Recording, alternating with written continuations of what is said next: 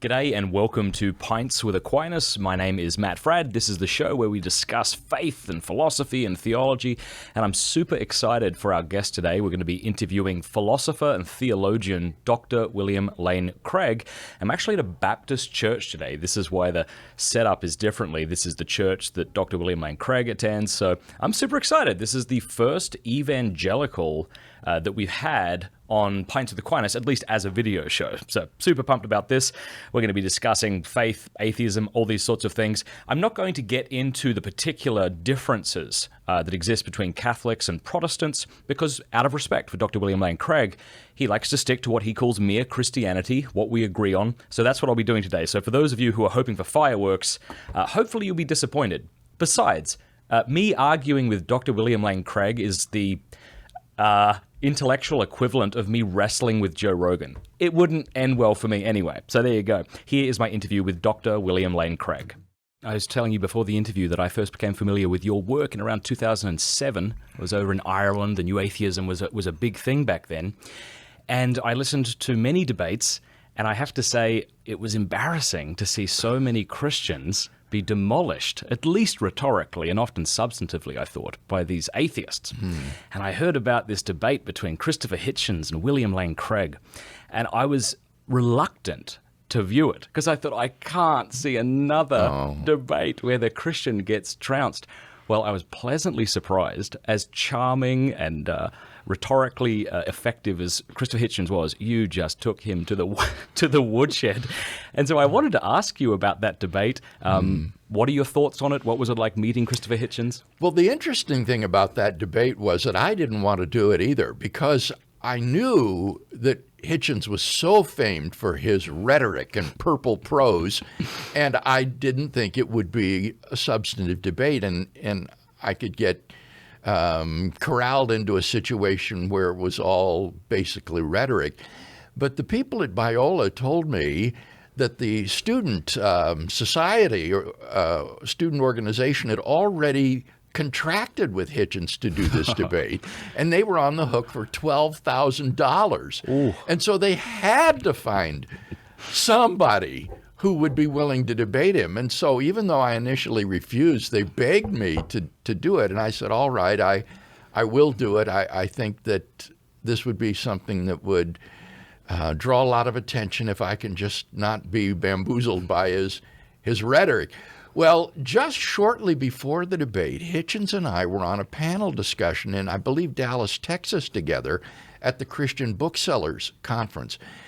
And in this panel discussion, it just became very clear to me that he had absolutely no understanding of the arguments for the existence of God and no substantial objections. And so at the end of that panel, I said to him, I turned to him and said, in 2 weeks' time, we're going to be debating the existence of God at Biola University. And I would really encourage you in those 2 weeks to bone up on these arguments so that we can have a more substantive discussion than we've had here today. You were sort of needling him. I was. And he didn't do so. No. And so as a result, the debate at Biola, in terms of academic issues, was very superficial. Looking back on it, are you glad you did the debate? Oh, I am. It drew huge attention and has garnered over 1.5 million views on YouTube. I think it really was something that the Lord used to counteract the influence of Hitchens and the new atheism in general.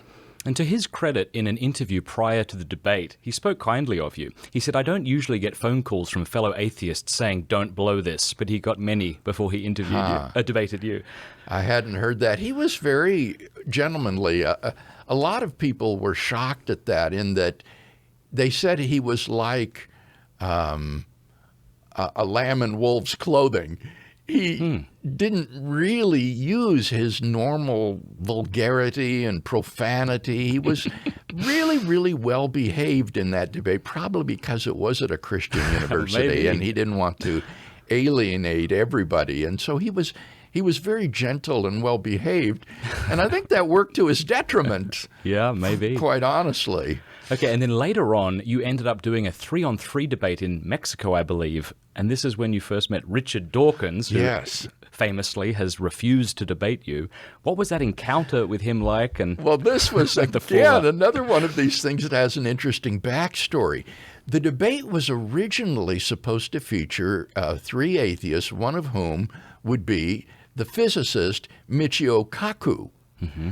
Well, the night before the debate or so, while we were in Mexico City, Kaku came to the organizer and says, I just don't do debates. I don't feel comfortable in this situation. I want to back out, get someone else. And so since Dawkins was going to be at the conference giving a paper, they said, would you stand in for Michio Kaku? And without asking, I think, who was on the other team, he said yes. And so as it turned out, he stepped into a debate with me and my colleagues, even though he had sworn he would never be on the same stage with me, never debate. For increasingly creative reasons. Yes. I mean, he said he wouldn't even shake my hand because I was an immoral man in his estimation. So that was very funny that I did get this chance to go mano a mano with Richard Dawkins, and I felt that it went very well. I was quite pleased with what was it like when you met him in the lobby of the hotel? I know there's a story about that. Yeah, that was extraordinary. It was at a cocktail party at the organizer's home before the conference began, and I was standing there and saw him walk in, and I saw that he was walking across the room straight in my direction, and that we would soon meet face to face. And I thought, wow, well, I might as well here it is, grab the bull by the horn. So he got close to me. I stuck out my hand and I said, hello, I'm Bill Craig. And he looked at me and says, hello. And I said, well, I'm surprised to find that you're going to be involved in this debate. And he said, and why not? And I said, well, because you've always said you would never debate me. And he said, I don't consider this a debate with you. The Mexicans asked me to participate, and I agreed. And at that point, he turned away, and I said, well, I hope we have a good discussion. And he said, I think that highly unlikely, and walked off. Wow. It was just icy cold. So that was my initial encounter with Richard Dawkins. And I remember it vividly because it was so extraordinary. I immediately went to my room and wrote down this conversation word for word because I didn't want to forget it. Now, out of the 4 horsemen of the new atheism, which it seems has subsided a great deal, Daniel Dennett, Sam Harris, and the 2 we've spoken of, this might be a difficult question to answer, but who do you think was the most formidable? Well, I have interacted with all 4 of them in public forums, either debates or dialogues, and none of them was a formidable opponent. They were all extremely superficial and had little understanding and especially little engagement with the arguments. They wouldn't... A good debate, you can tell a good debate by what's called clash. That is to say, the opposition of argument and counter-argument. That's what makes for a good debate. And in none of these debates was there significant clash. But I suppose I would say that Harris did the least poorly of the 4. He is articulate and charming, and so at least presented himself well at the podium. There's that classic line of his, it's good to be with William Lane Craig, the one Christian apologist who seems to have put the fear of God in my fellow atheists. Yes, that was a nice surprise. Backhanded compliment. And afterwards, again, there was a reception after the debate, and he and I had a chance to speak personally and got on quite well. He I seems found him like to a lovely be very fellow. friendly, and had a good discussion. Who do you think is the most formidable atheist today, the most formidable champion of it I think today? without a doubt it's Graham Oppie, your fellow, your compatriot. He is scary smart, and has written important books in defense of atheism and critical of natural theology.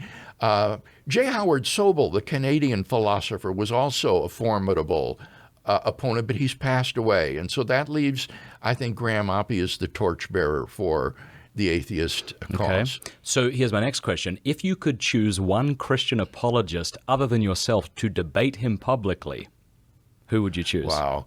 I know who would be capable of doing it intellectually, but I've never heard him really in a debate context. But that would be Alexander Pruss at Baylor University, who is, again, scary smart. Pruss has earned doctorates in both philosophy and mathematics and would easily be on a par with Oppie. There are others, however, as well. Rob Coons at UT Austin is a very formidable thinker and perhaps a better public speaker than Pruss. And then there's a younger fellow at Azusa Pacific, Josh Rasmussen. I've heard of him, yeah. He's co-authored books with Pruss and is also very intelligent and presents himself very well. I don't have any idea about any of these fellows' debating skills, but intellectually... You need both, don't you, I guess? You really do, because, for example, just to name one factor, one of the most crucial elements in a debate is time management. You have to know how to manage the clock. And what happens to many of these fellows is they will spend 5 to 8 minutes on 2 points, and then they never get to the rest. And as a result, they fail to address the issues in the debate, and it's just poor management of the clock. You've got to be able to know when it's time to move along and how to speak succinctly and to use that precious time. Have you heard of the term Craig clones? No. I just heard of this last night. You know, I guess they say imitation is the highest form of flattery, but there are a lot of people out there who will now get into debates, and they sound very much like William Lane Craig. I wanted to ask you, what's some things you would love to see Christian apologists stop doing, especially as when it comes to debating? Like, what are some things that you watch and you just cringe and wish they'd know better? Well, coming unprepared. I have seen debates such as the ones you described where the Christian debater gets just skinned alive, and it is embarrassing and awkward. And I think it's due to overconfidence and lack of preparation. I tremble when pastors go into these debates because they're not equipped for it, and they're overconfident, and they very often will lose. The other thing, more in general, that I think Christians need to be reminded of is not to be so angry and mean. There's no need to be sarcastic or personal. We can conduct our debates and ourselves in a civil manner that exemplifies the character of Christ. I know from personal experience when I get nasty or sarcastic, even if in one-on-one conversations, it's because I don't know what I'm talking about. And if I'm not confident in what I know and how to respond, then I rely on cheap shots. And I think that's what people do and shouldn't be doing. Yes, that's probably, I think, a good observation. When you are intellectually prepared and you know the answers, it just gives you a sort of quiet confidence that there's no need to get hot under the collar. You just explain to the other person where he is mistaken. What do you think the state of the new atheism, where is that today? Has it receded? Has it been eclipsed by the Jordan Peterson phenomenon? Has it altered somewhat? What do you see? While its public representatives seem to have receded, its cultural impact seems to be ongoing and lingering. The rise of the so-called nuns, the decline in mainline church membership, the sort of alliance between secularism and political progressivism. I think all of these are cultural symptoms that the new atheism and its influence is still a powerful cultural force. It's interesting that I find myself agreeing with people like Sam Harris and others as they commentate on social situations such as the transgender phenomenon and things like this. I find myself, how is it possible that I'm now making allies with this guy as the culture becomes increasingly secular and bizarre? Yeah, I think it's great when we can cross political lines in that way. It is awkward that Christianity seems to be so aligned with conservative right-wing politics. And yet on certain moral issues like right to life and same-sex marriage, it's hard to see room for compromise from a Christian point of view on those issues. It seems to me that one is ethically committed to certain positions regardless of how politically incorrect they might be.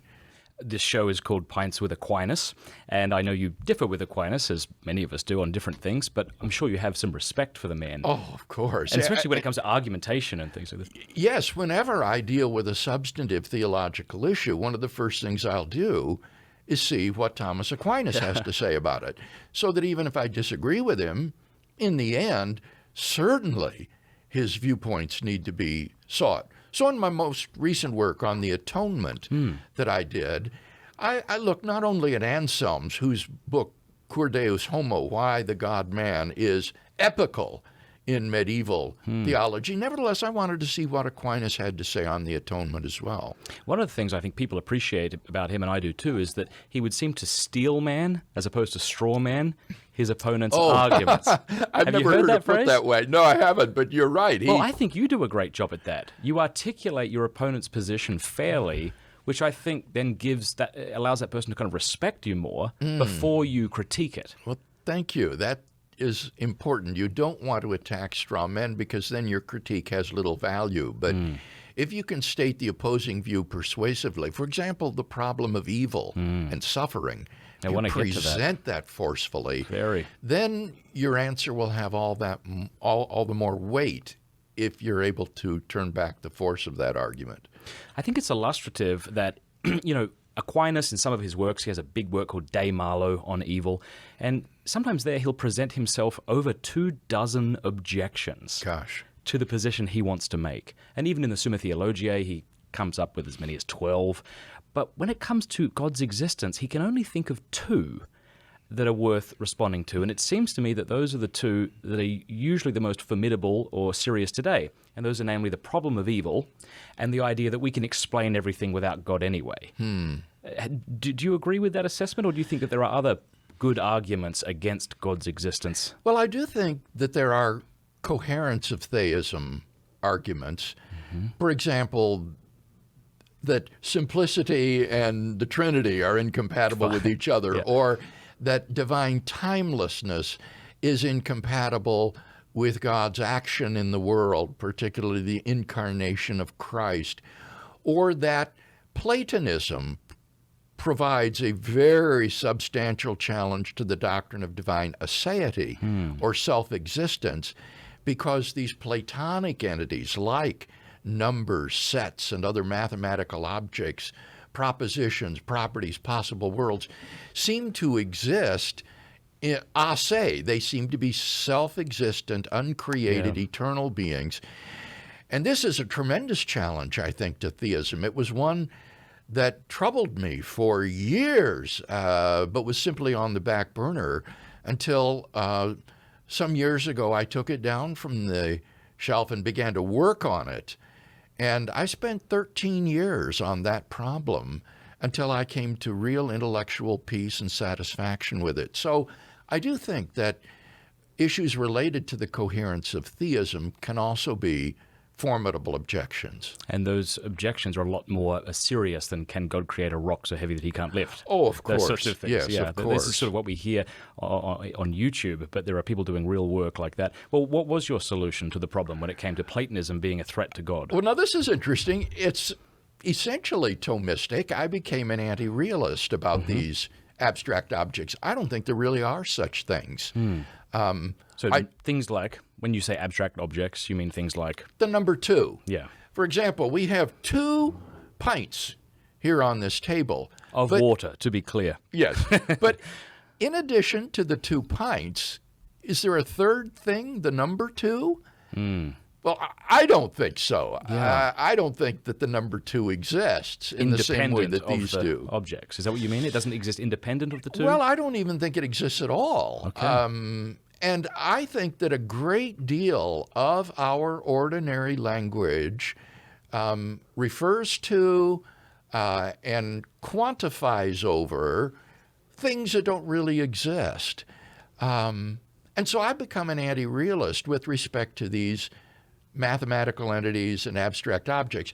And that's what Aquinas says about them, too. He says they're entia rationis. They're just things of reason, but they're not things that actually exist in the world. Am I right in thinking that Augustine said that these things exist in the mind of God? Yes, that's that's right. So that was Augustine's solution. That's a different solution. That's conceptualism.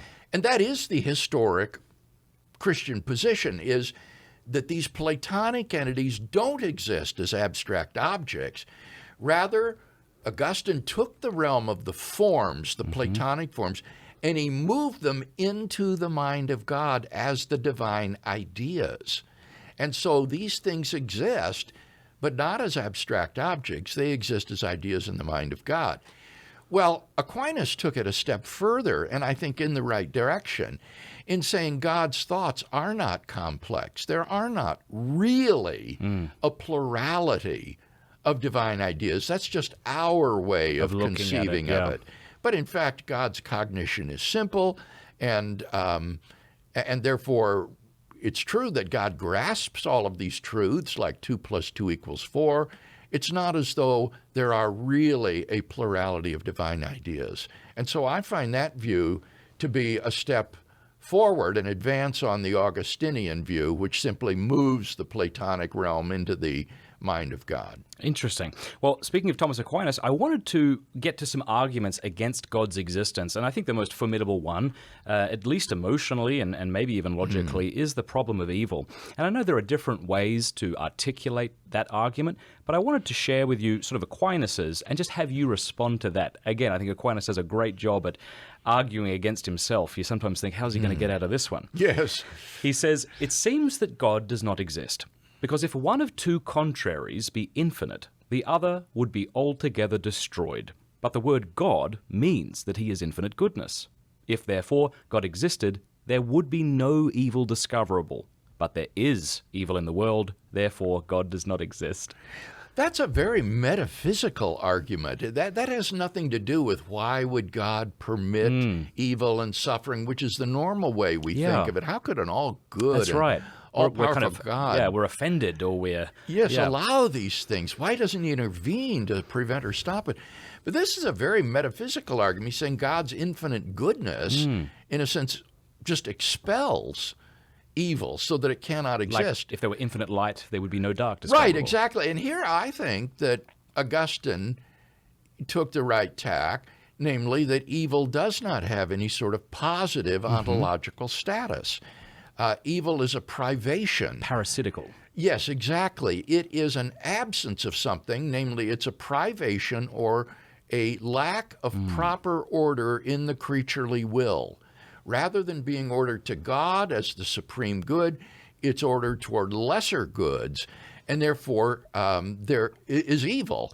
There is an absence of right order in the creaturely will, and that's what evil is. And that privation is real, but it's not something that has positive ontological status. Well, I want to share with you his response. You know, these responses are very quick. This is one or two sentences, but I wanted to see what you think about his response to his objection. And he actually does quote Augustine.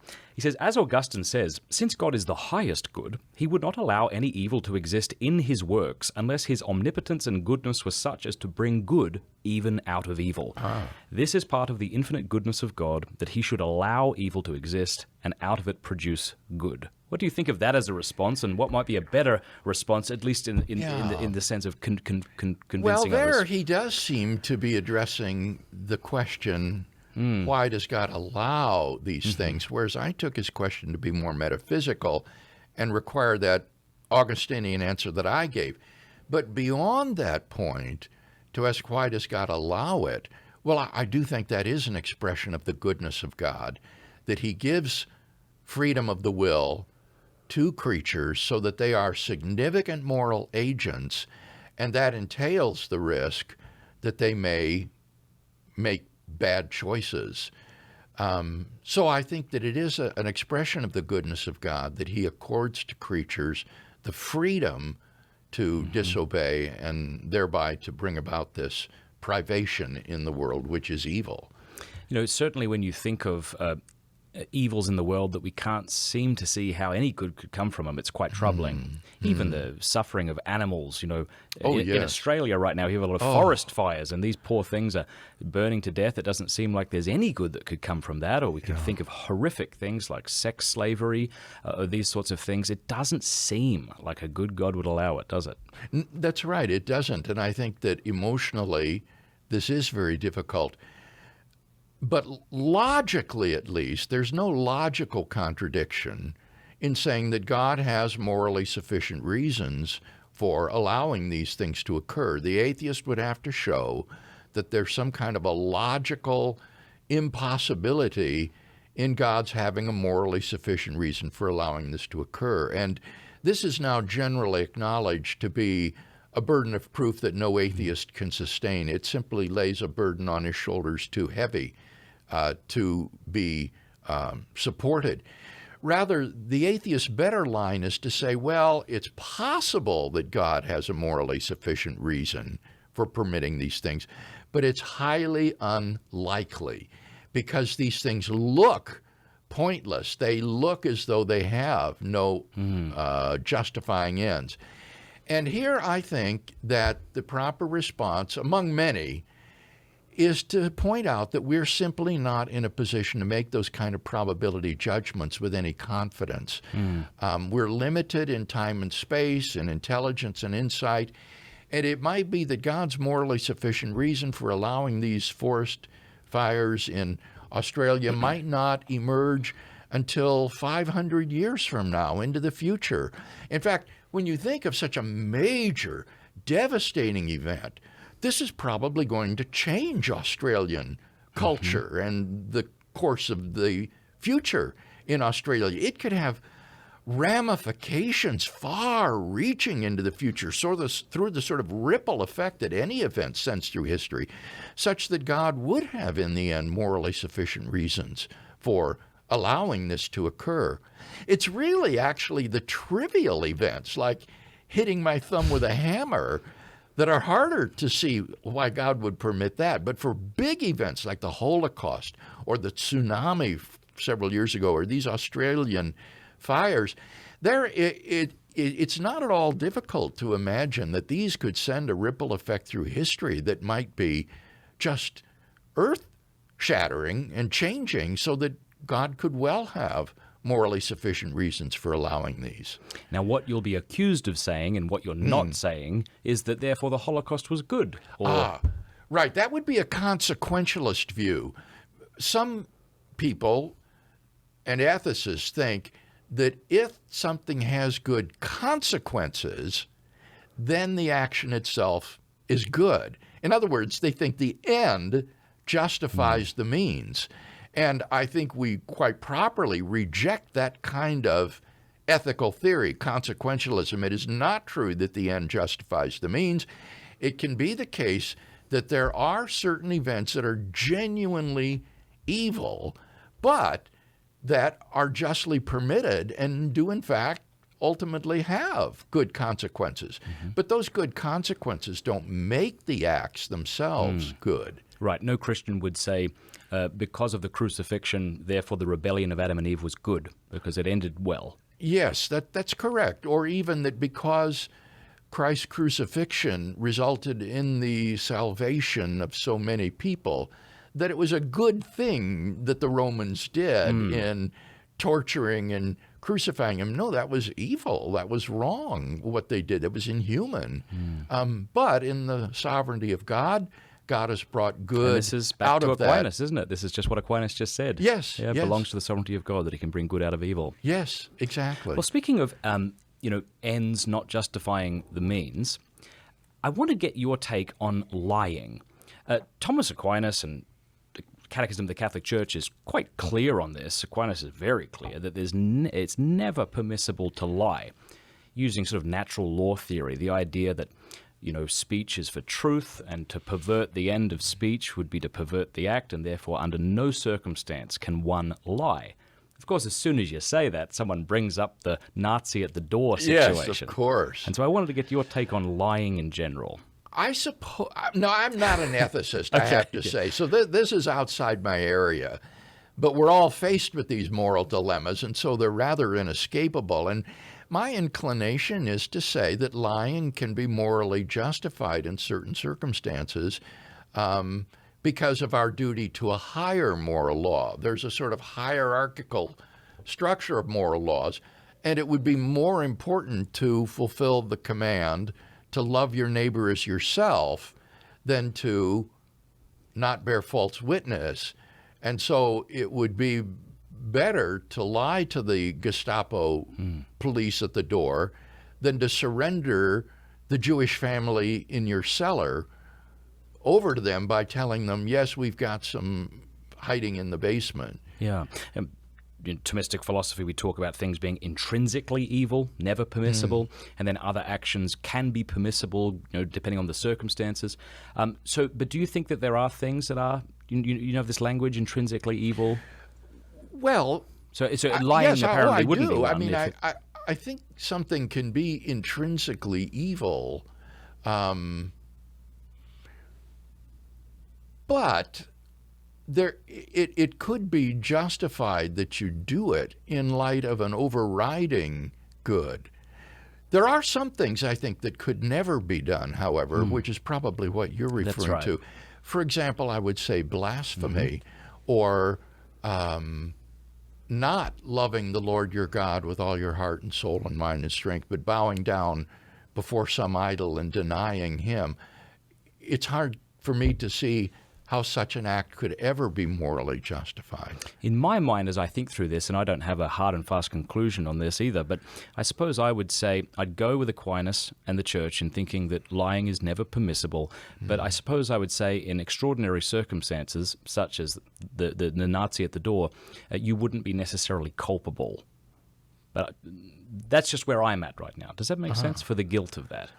Or I don't know if it does make sense. Well, it makes sense in this way. Either lying's intrinsically wrong or it isn't. Yeah. If it isn't, then there can be circumstances where you can lie and not be culpable in any sense. I think that's your view. But if Aquinas is right, then it's never permissible to lie. Yeah, you would always be culpable. You would always be in some way culpable. But if you've got a gun at your head and you say something, you're not necessarily responsible for that in the way you may be if it was a premeditated lie. Yeah. Well, that's, I think, a plausible point of view. Yeah. Okay, well, here's what I've done. I did a survey online, and I shared with people about 15 arguments against God from the friendly atheist, as he's known by, Hemant Mehta. He did a YouTube show where he gave 20 so-called arguments against God's existence. And this has over 260,000 views, and honestly, they're not very good. But I thought what I would do is read several of them and have you just respond. I promise. Okay, I haven't heard these yet, so this is off the cuff. Yes, you have. Don't worry. You've encountered these again and again and again. But what was interesting is I threw these up and I said to my followers, I want you to tell me what argument you find most difficult to respond to. Yes. And we had literally thousands of people write in. So, again, this is, don't worry, you're not on the hot seat here. So, in fact, I shared this with somebody and said, these arguments aren't worthy to show Dr. Craig. And I thought, well, maybe they're not, but people are often moved by bad arguments. So it's important that we address them. Yes. Okay. God is just Santa Claus for adults. Well, I think that we have good arguments to show that God exists. And we have very powerful evidence that Santa Claus does not exist. There have been mappings of the North Pole and so forth. It's physically impossible for him to do what he's supposed to do on Christmas Eve.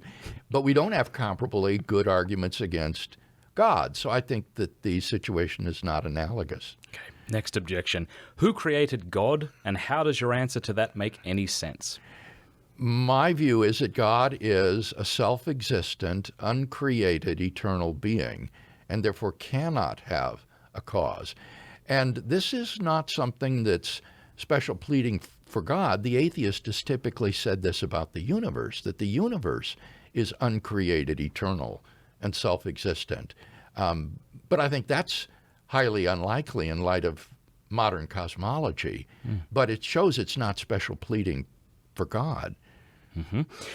What about when people say, they just say it? There's no evidence. Again, these are statements and questions. Right. They're not really arguments. Yes, what I say to that is that what you think? Well, I can think of at least 5 good arguments for God's existence. And at that point, he's got to say, yeah, like what? And then I'm off and running, and I share with him a number of arguments for God's existence. So it just completely pulls the rug from under the person who says there's no evidence for God's existence. Something I've learned from apologist Trent Horn is to say to somebody, okay, what do you think is the least bad argument for God's existence? Obviously, you think they're all bad. What's the least bad? And very often, this kind of exposes, not always, because there are very thoughtful atheists, of course, but sometimes this will expose the atheist because they can't really give you the argument they think is the least bad. Ah, yes, that is embarrassing, isn't it? Okay, next one. Science explains so much of what we used to attribute to God. Well, I would agree that we shouldn't postulate some sort of God of the gaps where we use God to plug up the holes in our scientific knowledge. But I think that we have very powerful scientific evidence for premises in philosophical arguments for the existence of God. For example, the second premise of the Kalam cosmological argument. Why don't you lay the whole thing out for those who aren't aware? That argument has 3 steps. 1, whatever begins to exist has a cause. 2, the universe began to exist. 3, therefore the universe has a cause. Now, the second premise, the universe began to exist, is one to which scientific evidence is relevant.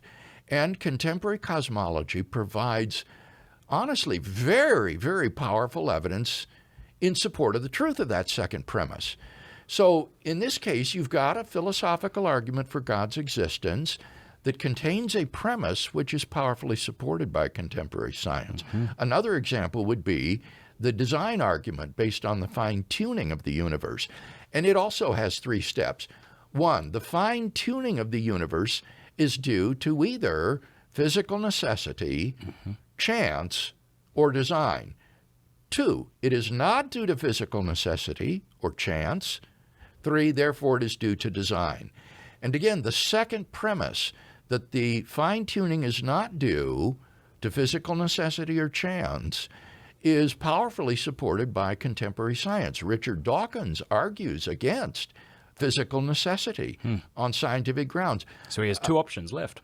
Yes, and then Roger Penrose, a more formidable intellect than Dawkins, of Oxford University, argues against chance purely on the basis of scientific evidence.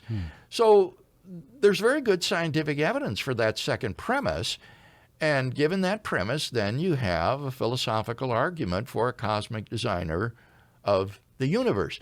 So that would be illustrative of the way in which contemporary science can be useful to the natural theologian who wants to argue for the existence of a creator and designer of the cosmos. Right, and so these arguments aren't plugging up holes in our knowledge. Not at all, as you can see. On the contrary, I will often ask the atheist or agnostic, why do you refuse to follow the evidence where it leads? Why are you so resistant to the beginning of the universe when that's where the evidence points? That's a religiously neutral statement that can be found in any textbook on astronomy or astrophysics, and yet some people will just dig in their heels at that because I think they see where it's leading. And so it's not a matter of appealing to gaps in our knowledge. It's saying, please, why won't you follow the evidence where it points? Which are you more convinced of, the argument from philosophy or astrophysics when it comes to the finitude of the world? Wow. I suppose I like the philosophical arguments. I am a philosopher. Those really persuade me. Whereas science is, of course, always provisional and capable of revision. And so what one has to say is that the scientific evidence that we have now provides very powerful support of the second premise.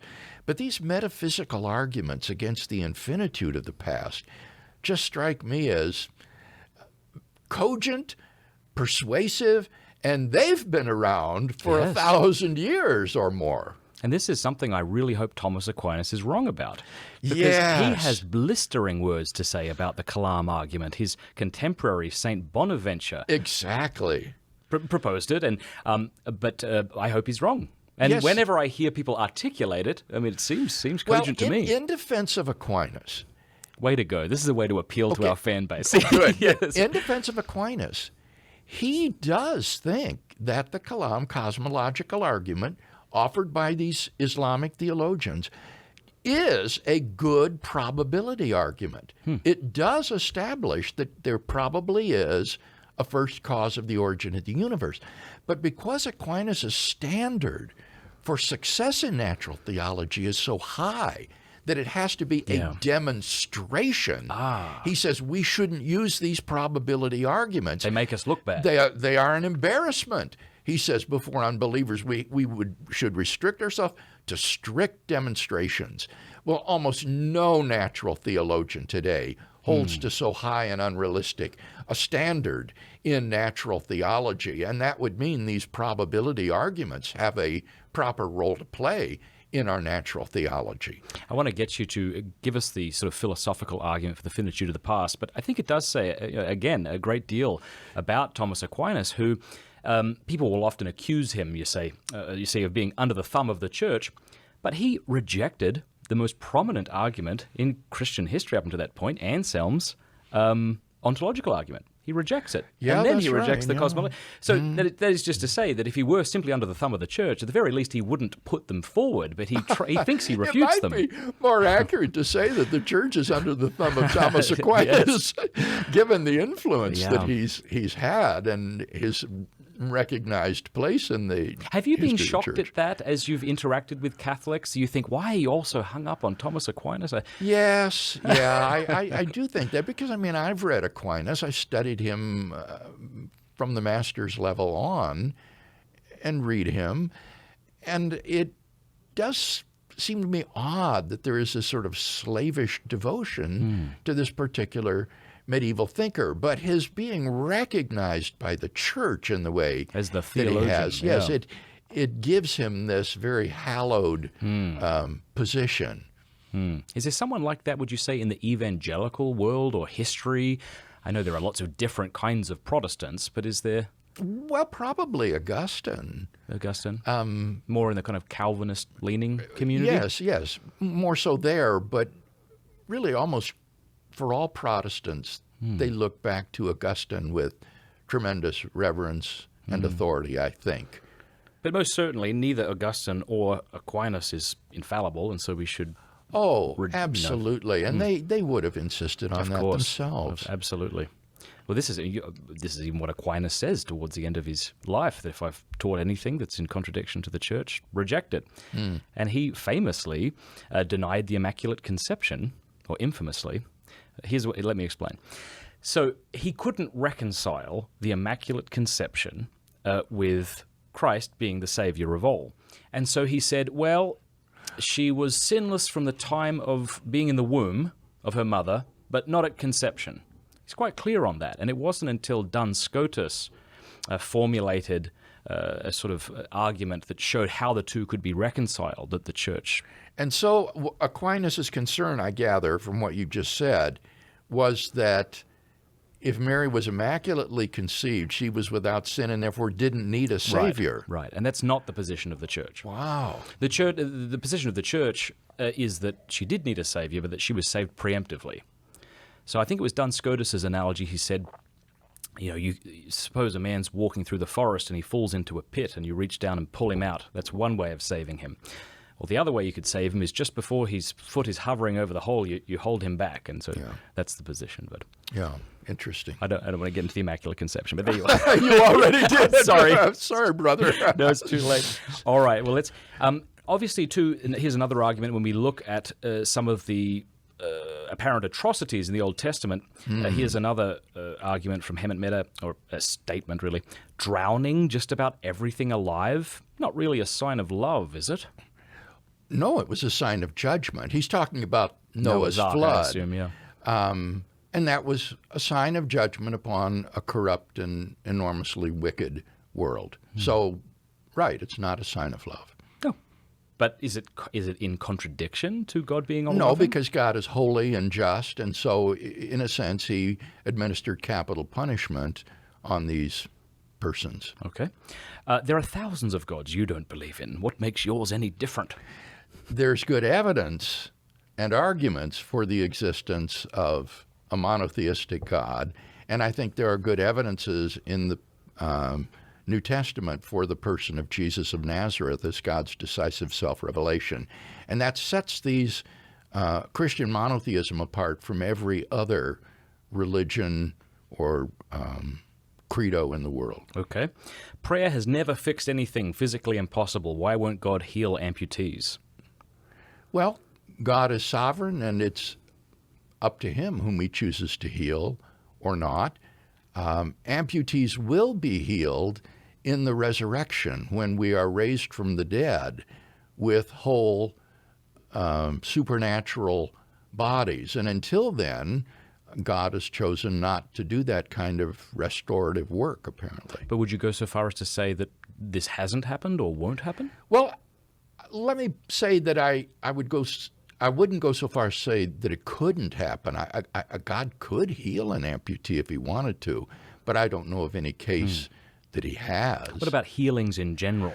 Well, Craig Keener's 2-volume work on contemporary miracles provides ample case studies, at least, for miracles in our day and age. It actually turns out that miracle reports are much, much more common than these atheists and agnostics would have you believe. If you talk to most people, many, if not most of them, will claim to have seen or witnessed a miracle.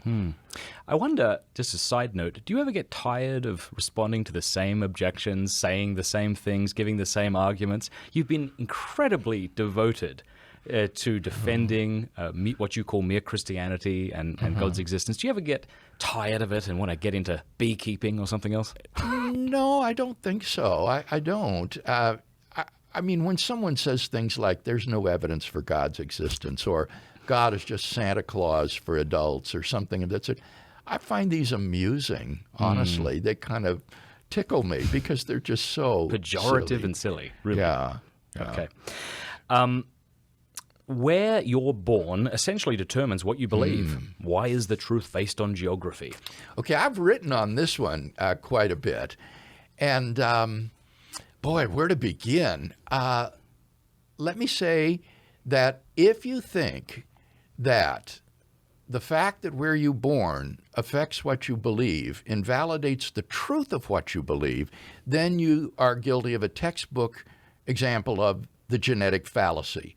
The genetic fallacy is trying to invalidate a point of view by showing how the person came to believe it.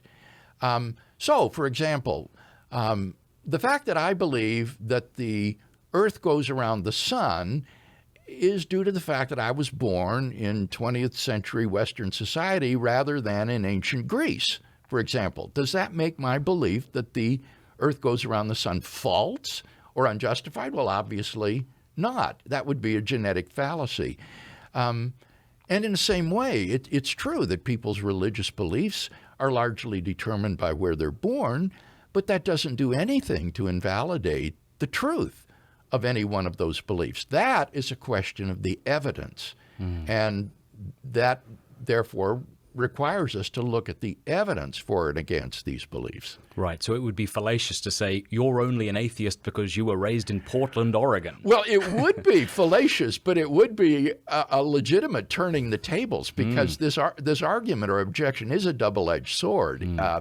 If it's true that your beliefs are simply determined by where you're raised, well, then if this atheist had been raised in medieval Europe, he would likely be a Christian. If he had been born in Pakistan, he'd likely be a Muslim. Does that mean that his atheism is therefore unjustified or false? Well, only if you endorse the genetic fallacy. Two more. Okay. Why doesn't God make his existence evident? And really, I do find this problematic. This seems to me to be something of a subset to the problem of evil. Yes. He says, no hide-and-seek game lasts this long, which I thought was funny. I think this is one of the more serious objections. It's called the Hiddenness of God by philosophers who reflect on this. And here, what I want to say is that God, in his sovereignty, knows how people would react to whatever circumstances he places them in. Mm-hmm. So God knows whether or not more people would come to a saving knowledge of himself were he to make his existence more evident than he has.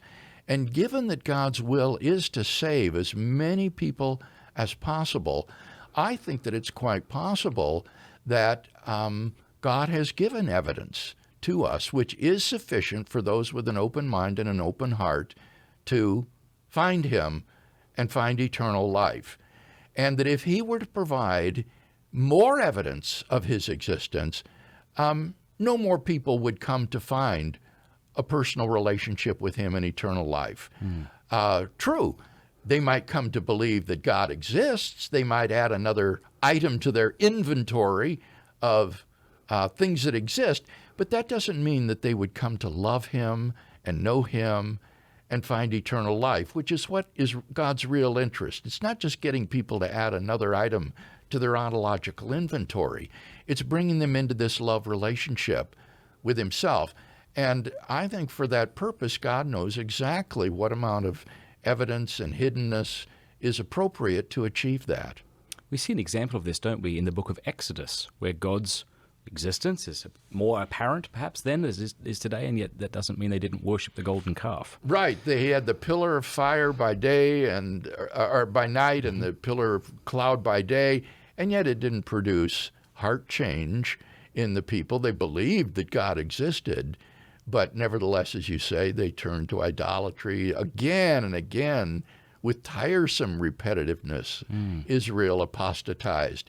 So that's a perfect illustration of the fact that just making God's existence evident isn't a guarantee that more people will come to know him and find salvation, which is what God's real interest is. So the atheist, to put this argument through successfully, would have to show that if God's existence were more evident, that more people would come to a saving knowledge of him than do. And that's pure conjecture. We have absolutely no idea how the future is going to go or how to estimate that sort of thing. It's pure speculation. Blaise Pascal has written about this, and I get from what I've read of you that maybe you're a fan of Yes, Blaise Pascal? I think Pascal was incredible, yes. And he lived in a very skeptical age. Yes. Was a contemporary of Descartes. Right, and a culture of libertinism that sought pleasure and hedonism. And so Pascal wanted to get people to think about the human predicament. If there is no God, what are the consequences for human being? And if there is a God, what difference does it make? And I think he's just masterful in laying out the human predicament. And if any of your listeners haven't read Pascal's Pensées, the thoughts, I would really encourage them to do so. It's an easy read, very entertaining, and very thought-provoking. It's good if you have ADD, too, because there's just short little clips that you can make your way through. Yeah, for reader or listeners who aren't familiar with the work, what this is an assemblage of notes that Pascal left at his death, unassembled, unordered, just like a shoebox full of notes. And scholars have numbered these and put them into a sort of logical order that they think might have been the order that Pascal was thinking for. But as a result, you just have these pithy little thoughts that Very are good, aren't they? So stimulating. Now, I think that Pascal's wager often doesn't get a very fair shake.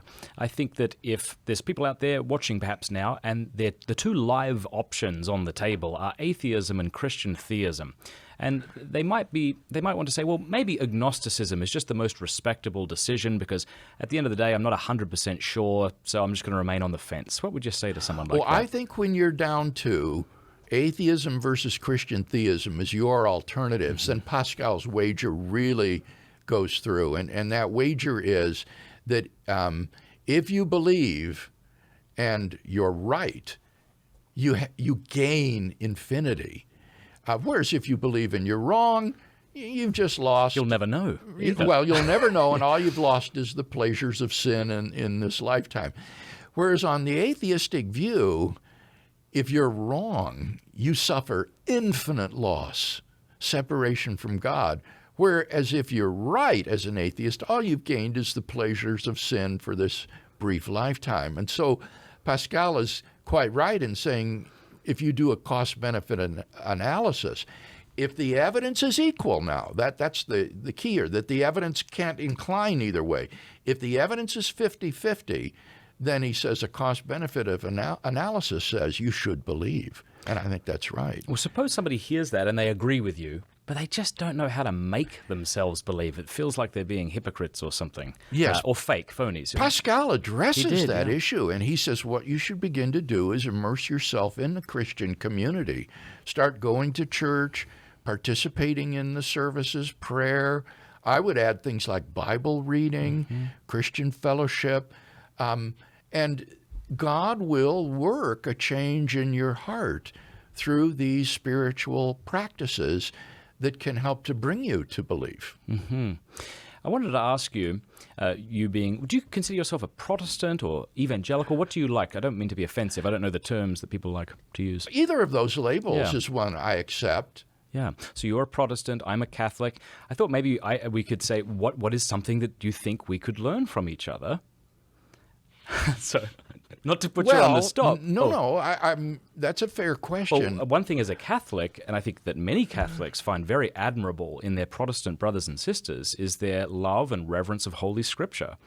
I know many Catholics, thank God, there's been really a revolution among the laity who are picking up the Scriptures, getting into Scripture studies, loving the Word. That's probably a result of Vatican II as well. In part, yeah. But even prior to that, you do have popes suggesting that we need to study the Bible. Good. Yeah.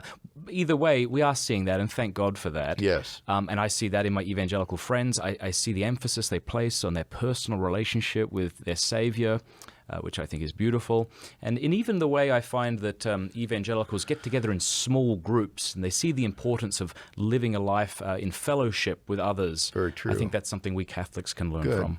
One of the things that strikes me about Catholicism is that, if I'm not mistaken, we have 4 Supreme Court justices who are Catholics. There has never been an evangelical on the Supreme Court. Catholics, through their universities and the culture, I guess, values intellectual engagement with their faith in a way that evangelicals haven't. For evangelicals, we raise our children with the vision of becoming a missionary or a pastor or Christian worker, but we don't give them the vision of becoming a scientist or a lawyer or a judge.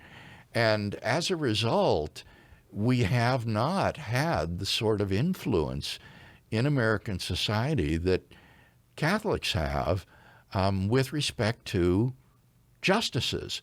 And I would very much hope that in the future we will see an evangelical appointed to the Supreme Court. But up until this point, it's been the Roman Catholic justices who have been holding the line in support of biblical values. And I hope they'll continue to if push comes to shove, because there are many people who are Catholic by name, like Joe Biden, who are actually not very good Catholics at all. And he presented himself for communion recently and was denied.